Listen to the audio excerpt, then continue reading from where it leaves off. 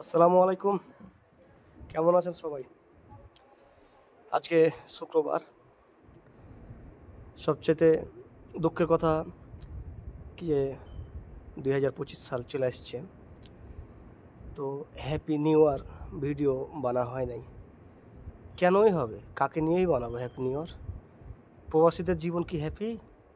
হ্যাঁ, আরে হ্যাপি বিশেষ করে যারা শিশু বাচ্চা, হ্যাঁ, তাদের জন্যই হ্যাপি নিউ ইয়ার।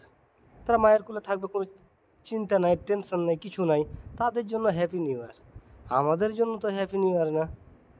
আমাদের ফজর সময় উঠে তো কাজের লেগে দৌড়াইতে হবে, কাজের টেনশন লয়েই বাঁচি না। এতগুলো কথা কেন বলছি জানেন? সকালে ঘুমাইছি, হ্যাঁ, নামাজ পড়ে এসে জুম্মার নামাজের টাইমে উঠছি, নামাজ পড়ে এসে আবার শুইছি, আবার ঘুমাইয়া পড়ছে। মানে এত পরিশ্রম করি যে শরীরটা এত ক্লান্ত হয়ে থাকে, ঠিক আছে। 5টার সময় উঠলাম, এখন কত বাজে? 5টার সময় উঠে চুল কাটলাম, দাড়ি কাটলাম, ঠিক আছে।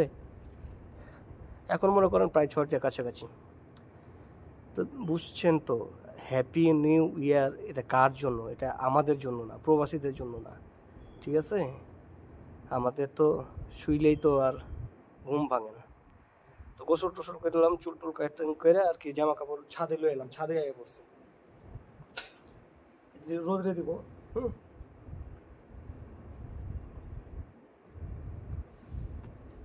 আবার বলবেন হয়তো জ্যাকেট পরে আইলেন কেরে। বিশেষ করে সৌদি আরবে এখন বর্তমানে ঠান্ডা। আবার সব ডিস্ট্রিক্টে না, যেরকম মক্কা, জিজান, হ্যাঁ, তারপর হচ্ছে দাম্মাম, এতটা ঠান্ডা না। আর এটা হচ্ছে তাবুক এরিয়া। তাবুক এলাকায় তো এর আগে শুনছেন কি তুষারপাতও হয়, আমার চোখে পড়ে না, এটা হয়, ভিতরে হয়। আমরা মোটামুটি সাইডে আছি তাবুকের, নিয়ম সিটিতে, তো এখানে ওরকমই নাই। মানে ওই বরফ পড়ে না, তুষারপাত হয় না এখানে, ব্যাস ঠান্ডা। আর ঠান্ডা হাওয়াটাতে বেশি ঠান্ডা লাগে, তাই জ্যাকেটটা পরে ছাদে আইলাম, কি যে ঠান্ডা এমনি লাগিয়ে গেছে, বেশি ঠান্ডা লাগান যাইব।